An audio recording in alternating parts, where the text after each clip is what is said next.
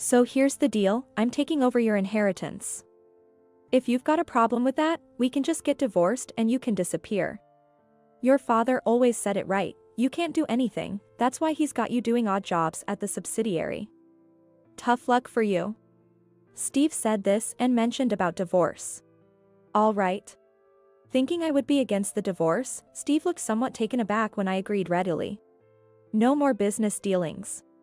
With that, I left the company. A male colleague chased after me with a pale face. However, I didn't look back and got into my car. Steve, you married me just for my dad's money, you truly are a greedy soul. I was foolish not to see through you, but you, who would disgrace our family and wait for a person to pass just for money, are even more foolish. I feel a bit sorry for you, but for someone who has lost their human heart, there is no room for sympathy. I will definitely send you to hell. I will never forgive you. My name is Jennifer Atwood, and I just celebrated my 42nd birthday last week. I met my husband Steve in the last year of my 30s and got married. I loved my job and always thought I'd be fine on my own, but fate led me to marry him. The one who introduced him to me was none other than my dad.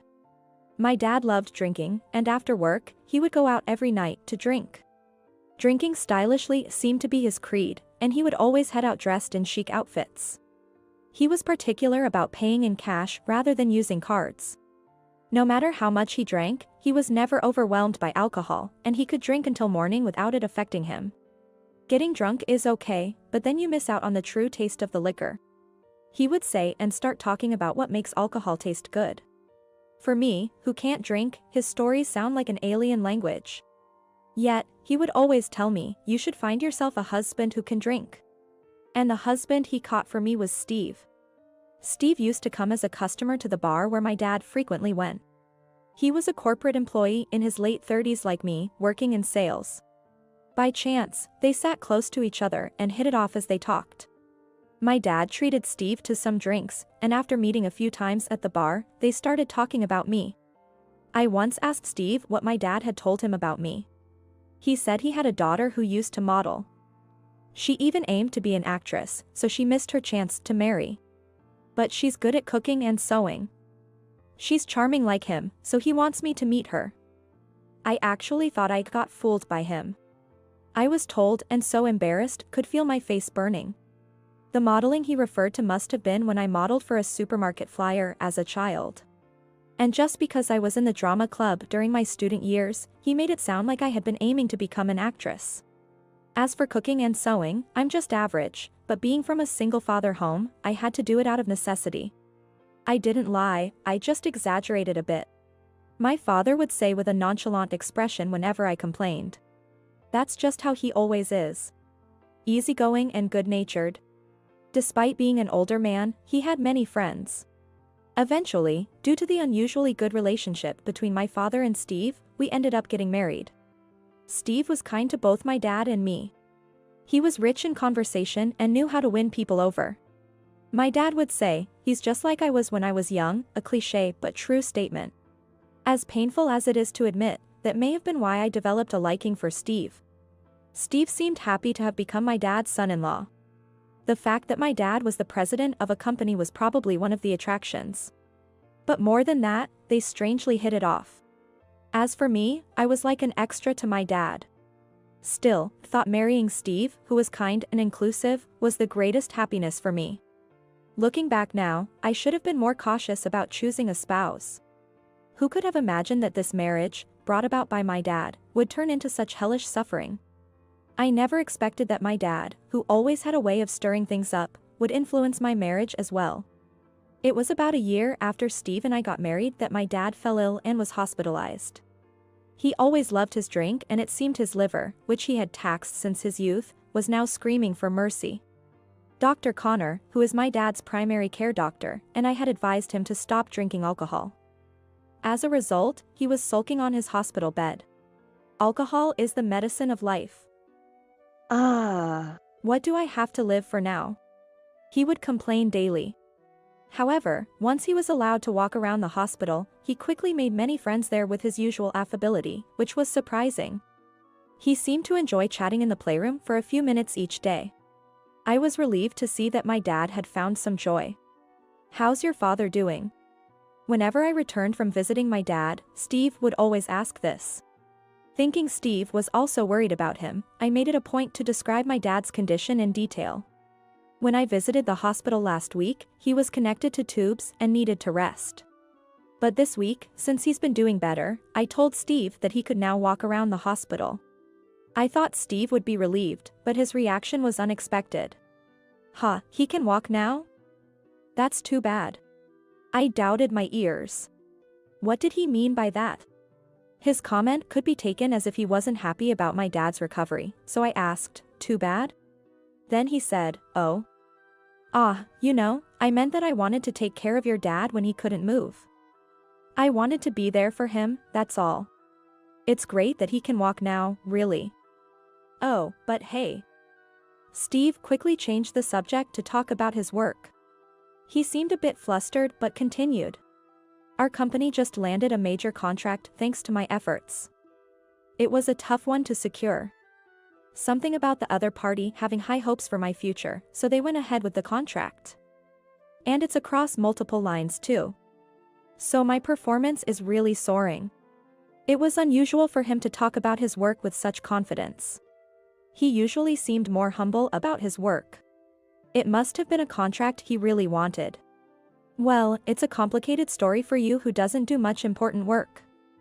Sorry, no offense intended, don't worry about it. Steve said and went back to his room. I felt a slight discomfort with his words but decided not to dwell on it since he said he meant nothing by it. In the first year of our marriage, he had always been kind. He was capable at work, and people often said he was the ideal husband. He never frowned even if I came home later than him. Before my dad was hospitalized, he would often visit my dad's house to keep him company. Now, he even helps clean the living room and bathroom at home. Steve said, I like cleaning. It's nicer for you when you come home to clean rooms and bathroom, right?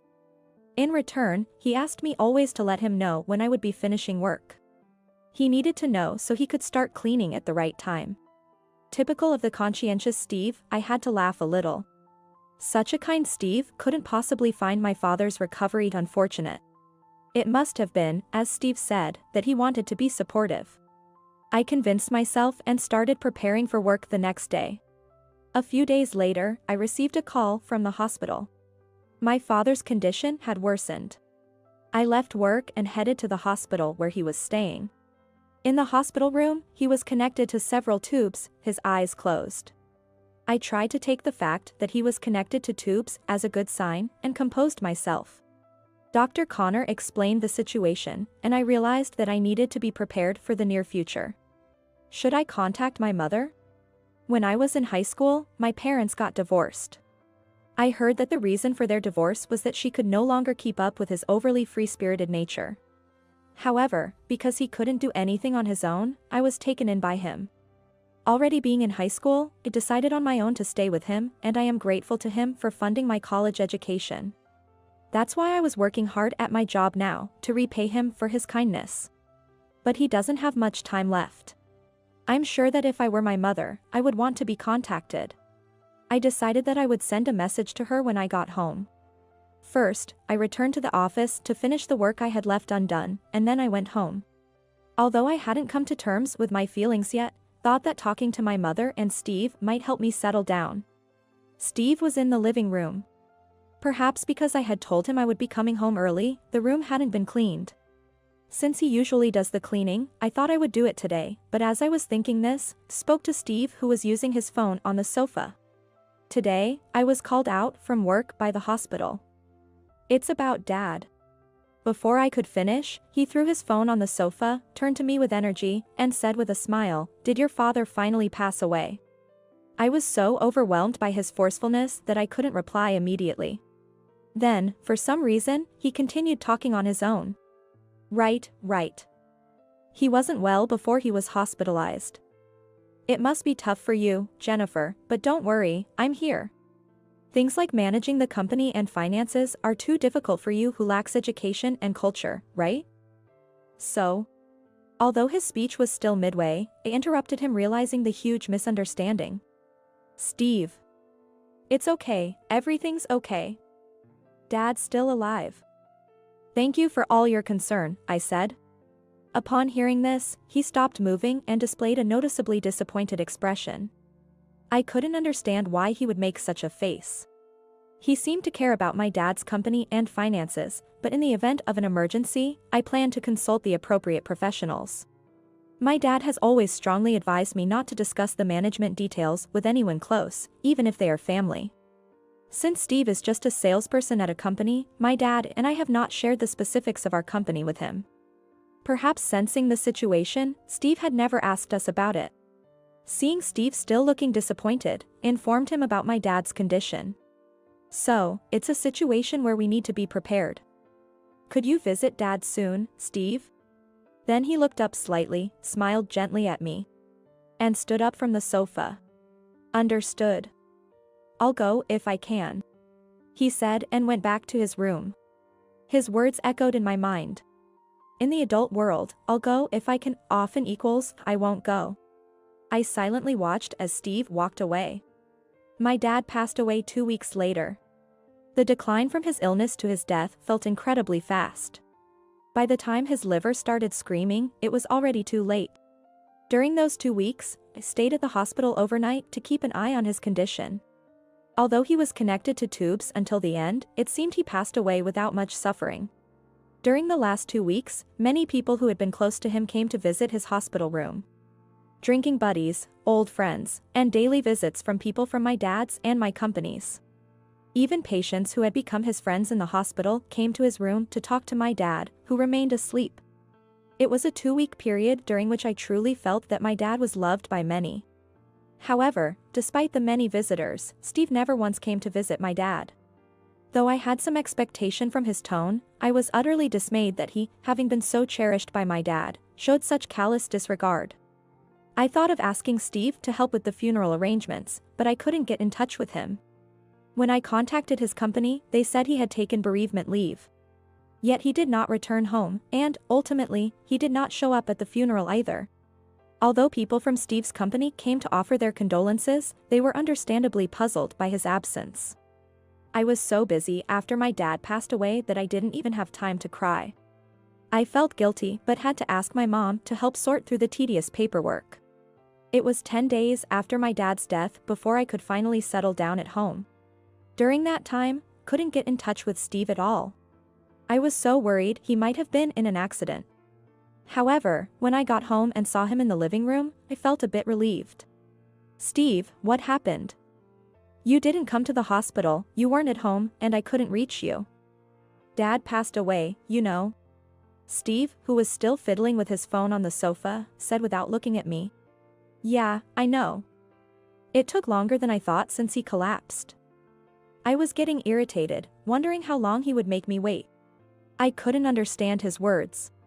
He must have known about my dad's death since he had applied for bereavement leave at work. So why hadn't he shown up at the hospital or the funeral? Despite any circumstances, I felt intense anger at his current comments. We've been married for a year. No, even before that, my dad treated you well, right? Why would you repay his kindness with such betrayal? At that moment, I felt tears about to come for the first time since his death. But I refused to let myself cry over such a thing, and I forced back the tears. What? Kindness? What are you talking about? It's the other way around. I married someone like you who can't do anything. If anything, I should be the one thanked by your father. You say I should come to the funeral, but if you needed me, you should have come to me. He burst into carefree laughter while still looking at his phone screen. Was this the kind Steve I knew?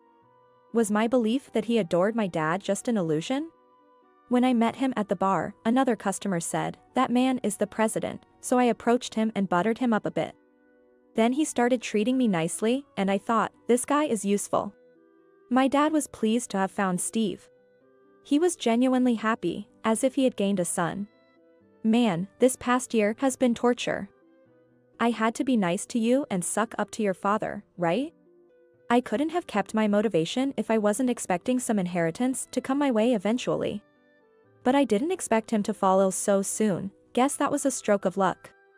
The kind Steve was indeed an illusion. I was so shocked that I couldn't move or speak. The tears I had been holding back flowed ceaselessly. So, I'll be managing your inheritance. If you have a problem with that, get divorced and disappear. But you can't actually divorce, can you? You can't do anything, right? Even your job is just menial, isn't it? Your father used to say so. You're only good for odd jobs at the subsidiary. Tough luck, huh? He laughed loudly. My tears had completely stopped, replaced now only by anger. Who was this person in front of me? Surely, he must be some kind of demon that feeds on the kindness of others.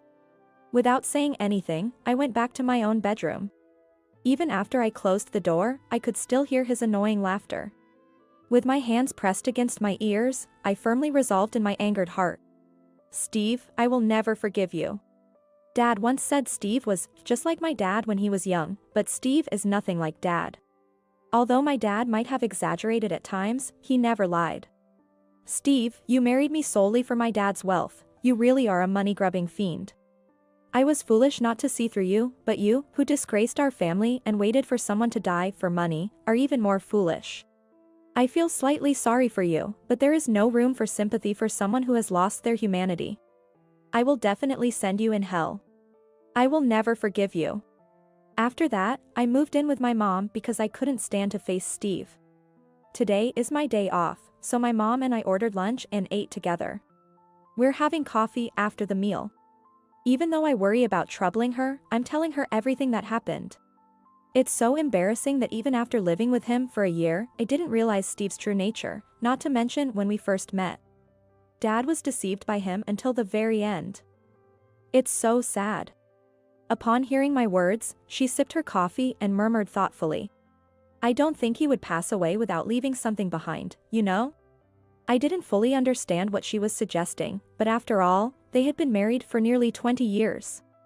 I decided to listen carefully to her words. Even so, Dad actually told Steve that I was just doing menial work at the company. Isn't that awful?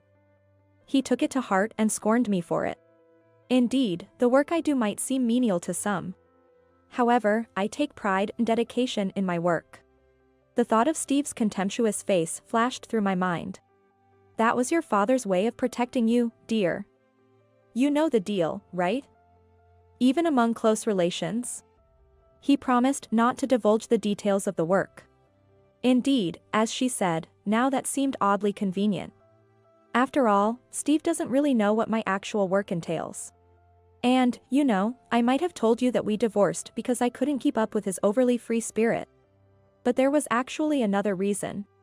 Perhaps because I looked eager to know more, she discreetly shared the real reason with me. It was surprising yet fitting of my dad. Once again, I was reminded of the unconventional life he had led. And her story didn't end there. That's why, I believe he definitely left a will. By the way, I received a call from his lawyer, Matthew. He wanted to gather all the relevant parties together. Mom, you really know everything about Dad. I admire that. I said, and she laughed cheerfully. What are you talking about? I'm just his long-divorced wife who knows nothing. I had spent more time with Dad than Mom had. Yet, she seemed to understand him better than I did. I was profoundly impressed by the depth of their relationship as a married couple. My brief, superficial marital relationship with Steve paled in comparison. With a wry smile, she gave me one more piece of advice. Jennifer, remember your father's actions well. He loves surprises, so he must have left something else behind. Encouraged by her words, I started to recall his behavior. He truly was carefree, loved his liquor, and enjoyed surprising people. When I graduated high school, he had secretly filmed me crying. He showed that video on my birthday in front of friends who had come over, much to my embarrassment. It was a terrible crying face. Now, it's a fond memory. Dad was always on the lookout to capture good footage on the sly. I had learned how to dodge his camera, but how long had he continued his covert filming? Suddenly, an idea struck me, and I decided to return home. I also needed to discuss the matter of the will with Steve. Mom, I'm going back home for a bit. Thanks. After thanking her, I rushed towards my house. Upon arriving, I found Steve in the living room. Seeing my face, he stood up in a fluster. Whoa. Why are you back all of a sudden? Don't come back. What a way to be greeted. Despite our faltering marriage, this was still my home. There's no reason for me to be unwelcome in my own house. What do you mean? I came because I have something to discuss today. As I moved to sit on the sofa, Steve seemed to hide something there and warned me, don't come over here. Preferring to keep my distance from him, I decided to speak from afar. What's this talk about? Just so you know, we're not getting divorced yet. Any inheritance that comes your way, I'll be managing it. I sighed, yet I began to discuss the matter regarding the inheritance that Steve was eagerly anticipating. I got a call from Matthew, the lawyer, asking for all relevant parties to gather. There might be a will. So, Steve, you should attend too. Listening to my words, his eyes lit up. Ah, that's great. The scent of money is getting stronger. Okay, I'll definitely participate and make sure to keep an eye on where the money goes. As expected, he was in high mood. In the meantime, I wandered around looking for something particular. It was modestly placed next to a potted plant by the window. After retrieving the item I was looking for, I decided to return to my mother's house, as I had no more business at my own home. Women's shoes were lined up at the entrance, just as when I had entered. The kind I would never wear, heels and pumps. Steve is always sloppy. I muttered to myself as I left the house. At the court, where Matthew had called us to gather, there were 5 of us. My uncle Samuel and his wife, my mother, myself, and Steve. Samuel had no children. I half expected some dramatic revelation like a secret child of my dad's to appear, but such twists are rare in real life. Today's meeting was indeed about his will. Dad had entrusted his will to his personal lawyer, Matthew. The contents of the will, once opened, were as follows. My dad's successor in the company would be Samuel, his cherished collections at home were left to me, his daughter. And the rest of the estate was to be inherited by Steve, who was currently my husband. The details were more complex, but that was the gist of my understanding. Steve, indiscreetly, gave a fist pump right in the courtroom. Haha. How about that, Jennifer? Looks like your dad really liked me. This is more than I expected. All that bootlicking paid off. Samuel, his wife, and my mother all looked appalled by his disgraceful behavior. I felt deeply embarrassed that this man was technically still my husband. At that moment, I felt a strong desire to get a divorce as soon as possible. Steve rapidly signed the prepared documents. I wondered if he really understood what he was signing. I'm not going to read all this fine print. As long as I get the inheritance, that's all that matters. The old man gets company, huh? You get the junk, and I get the assets. I can't stop laughing. Everyone else in the room asked Steve if he was truly okay with the inheritance as it was laid out. Matthew tried to explain the details of the inheritance, but Steve wouldn't listen properly. Eventually, he said, yeah, I get it. Don't worry, I'll take care of everything. By the way, I'm taking the $1,000 that was left in your dad's wallet. After signing the documents, Steve happily went off somewhere. Such a foolish man. Ignoring advice never leads to anything good. I visited my home the next day to confirm with him for the last time. Because I visited my home after the discussion of the will, Steve mistakenly thought I was after the inheritance he was to receive. He has already changed the door key. At first, he wouldn't let me in. I had to explain several times that wasn't the case before I could enter. Isn't it normal to think a daughter inheriting junk would come after my money? That kind of a normal only exists in fiction. What I inherited was not junk, but his prized collection. He had cherished it during his lifetime, and I intended to honor his legacy. What are you doing here then? If you're not after the money, I'd like you to leave. I have people coming over. His demeanor was more intimidating than I could have ever imagined from him before. I was impressed he had managed to hide this side of himself for so long. I'll leave soon. I just wanted to check something. I wanted to confirm that he truly understood what he was inheriting. And also, about our future. Of course I'm going to inherit, I'm not changing my mind about that. Stop talking about it. Oh, and since I'm getting money, I don't need you anymore. So, let's get divorced. With that, Steve mentioned about divorce. All right. He seemed to think I would be reluctant to divorce, so when I readily agreed, his face fell flat in surprise. Yet, it seemed he couldn't resist throwing one more barb my way. Just try to scrape by doing menial work or whatever else on your own. It's pathetic, really, how your own father left you nothing. As Steve laughed mockingly, I decided to question him. Steve, you mentioned before that you closed a big deal, saying that they had high expectations for your future. Are you keeping up with the clients properly? I hope you're not just finishing contracts and forgetting about them. Surprised by such a question from me, Steve looked at me with a hint of incredulity. But he quickly twisted his mouth into a sneer and said disdainfully, "Oh, what an unusual question from someone who can't do anything. Has your father's death suddenly sparked an interest in business?" I was used to his disdain by now. However, his next answer would determine my next move. You know nothing, so I'll tell you, winning contracts is all about grabbing them first. Coordination with clients? Why should I bother with that? It's just annoying. What if I communicate too much and the deal falls through? Just as I thought, Steve wasn't conducting business properly. He always talked as if he was actively working at the forefront. Probably, he only acted the part during contract negotiations. Steve had deceived us for a year, this was just another day's work for him. I see. And do you know the name of the company president? Steve seemed irritated by another question. What's with you all of a sudden? The president's name? I don't know it. Knowing it won't win contracts. True, perhaps, but what company would want to deal with a salesman who doesn't even know the president's name? I gave Steve name card of my lawyer. From now, we can proceed with divorce through our lawyer. Bye, then. Steve looked puzzled. Don't ever come back. Well, eventually, it's Steve who will have to leave this house, but until that day, I'll leave him be. Just then, as I was leaving, a young woman entered the house. She looked at me quizzically. I sent her a serene smile, conveying that she shouldn't worry, we would be strangers in just a few minutes.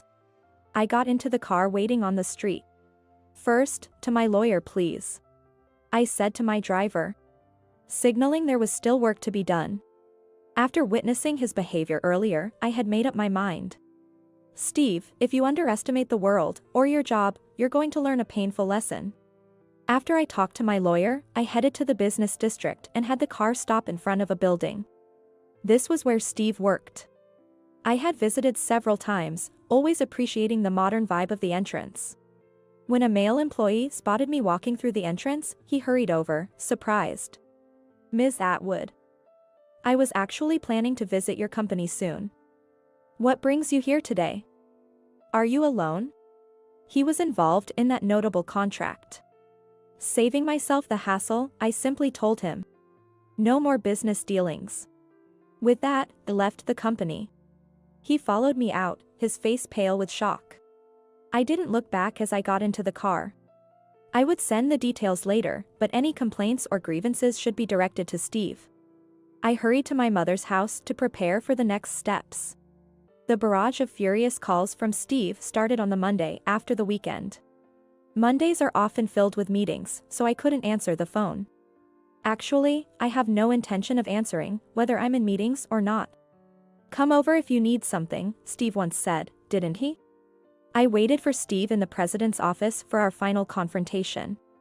He's likely been instructed by his boss to come here, unaware that I would be present. Since it was a significant moment, invited my mother, who had supported me through everything, to have a ringside seat. Soon, there was a knock on the door. Ms. Atwood, I've brought Steve. Announced by my secretary, Catherine, as Steve walked in. Ah, excuse me. He muttered, his voice lacking any businesslike vigor. And clearly reluctant. The issue of no more business dealings must have gotten him a serious scolding from his boss. He likely thought he was being summoned to apologize. Steve, long time no see. You look down. Are you eating well? My greeting probably caught him off guard, his eyes widening in shock. Jennifer? Why are you here? Because this is my office, my workplace. You weren't told in detail due to a promise with my dad. I'm the president of this company. Surprised? He shook his head vigorously, as if refusing to believe the reality in front of him. But the president was supposed to be your father. You were just doing menial work at a subsidiary. What's going on? Seeing his confusion, explained. My dad ran the older, family-inherited company. Recently, we founded this new company together. Dad was too busy with the old company, so he left this one to me. With our brainstorms, we built this company together, and it turned out to be a huge success. Now, this company employs over 9,000 people, all of whom are like family to me. You had a chance to know I was the president. Your company signed a contract with us, and you were in charge, weren't you? It's unheard of for someone in charge not to know the president's name, and not to communicate after signing the contract? That's just unacceptable. Please, have a long talk with the rest of the company about this. This wasn't just a comment as his ex-wife, but as a professional thoroughly disillusioned by Steve's attitude. Steve gritted his teeth in frustration, looking down. Then, looking up, he scoffed, "Big company or not, I'm disappointed the president is such a useless old lady. I refuse to contract with you." As if Steve had the authority to decide that on his own. Truly, he underestimated his job. As he tried to leave, my assistant stationed at the door pushed him back into the room. "Steve, we're not done talking. It seems you've been unfaithful throughout our marriage, haven't you?" My words made him flinch, but he quickly tried to regain his composure. "That woman you saw me with the other day? I met her after we separated. Our marital relationship was already broken, so you have no complaints. Right?" Since Steve seemed to not listen. "During our marriage, you had an affair, didn't you?" I said it slowly this time. He didn't seem to like the way I said it and shouted back, his face turning red. "I did not." You can't just make baseless accusations. It's curious how guilty people always demand proof. So, I decided to provide some. In the collection I inherited from my dad was his diary. I took the liberty of reading it. He meticulously documented this past year. Steve supposedly went out for drinks, but ended up at a hotel with a young woman. He thought he'd shaken me off, but never underestimate me. I wonder if I should tell Jennifer. There are things only a married couple can understand. Let's wait and see. I planned to visit Jennifer's house, but saw Steve walking with an unknown woman. Jennifer's working overtime again. Hang in there, Jennifer. As I read excerpts from my dad's diary, Steve clicked his tongue audibly. That's just your father's perspective. It's hardly conclusive proof, is it? Steve remained defiant, refusing to acknowledge the gravity of his actions. If you're really eager for evidence, I'll lay it all out for you. I arranged several photographs on the desk. These showed Steve entering a hotel with a woman. Photography was also one of my dad's hobbies. He always carried a camera with him. These were captured by a camera found among the collection. True to film, they are beautifully clear. And don't worry, it's film. So no tampering possible. Steve snatched the photos from my hand and tore them up on the spot. Seeing no sign of remorse in Steve, I said, "Steve, don't you feel anything? Dad knew about your infidelity and kept quiet about it. He believed in you, didn't he? Really? You feel nothing at all?" Despite my urgent questioning, all Steve could say was a "shut up." I continued, despite feeling pathetic about his response. "It seems like Dad eventually gave up on you when you didn't stop your cheating. There was a small camera at home. Dad used to use it for surprises. It was meant to be a prank initially, but it ended up recording unbelievable footage. Dad saw everything. It's likely that Dad had placed several cameras. One of these was not retrieved by him and remained. I collected that one. Steve, it's truly unbelievable. You brought your affair partner into our home, didn't you? It's all recorded by this camera. That's why you insisted inform you when I would be home and why you cleaned the living room and bathroom where you used it for your infidelity. Thanks to Dad, it all makes sense now. Steve scratched his head irritably and slumped into the chair, sulking. I exchanged a nod with my mother. Steve really is unbelievably naive. And why doesn't he listen to anyone? As I had said earlier, Dad had finally written Steve off. I keep saying that your dad wanted to leave the inheritance to me because he thought highly of me. What about the junk you inherited? Was it just meant to expose my infidelity? Ironically, his narcissism is almost enviable here. Yes, according to Steve, Dad wanted to leave him the inheritance. Negative inheritance, that is. Steve, do you remember Dad talking about a joint loan? You only half listened and signed off on it, so you probably forgot. As Steve looked puzzled, my mother started to speak. The reason we divorced was because of his debts. They just kept growing, and he was robbing Peter to pay Paul right up until he died. Never quitting gambling. I think it's a substantial amount. Even then, he didn't seem to understand. I had no choice but to make it clear. Steve, you inherited all the property Dad personally owned. That's not just the assets, but also the debts, including the joint loan. You've already dipped into his money, so you can't disclaim the inheritance now. You have to bear it all. Finally, his complexion changed. It paled rapidly. What? No way. Why should I inherit the old man's debts? That's not valid. I'll renounce it. My dad must have anticipated this reaction.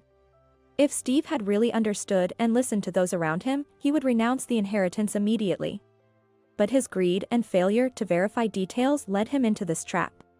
Try renouncing the inheritance if you must. It might give you some peace of mind, though I doubt it'll work. Apparently terrified by the debt, Steve collapsed to his knees, trembling. As sweat streamed down his forehead. Wait, you, Jennifer, you're a president, right? Of this huge company, then you should pay off your old man's debts, right? Why me, why? Steve began to cry loudly. His cries almost like screams.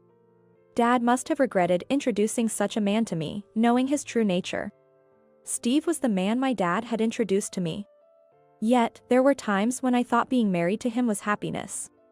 So, I don't hate my dad for it. The one to blame is Steve, who deceived both my dad and me and turned into a greedy monster.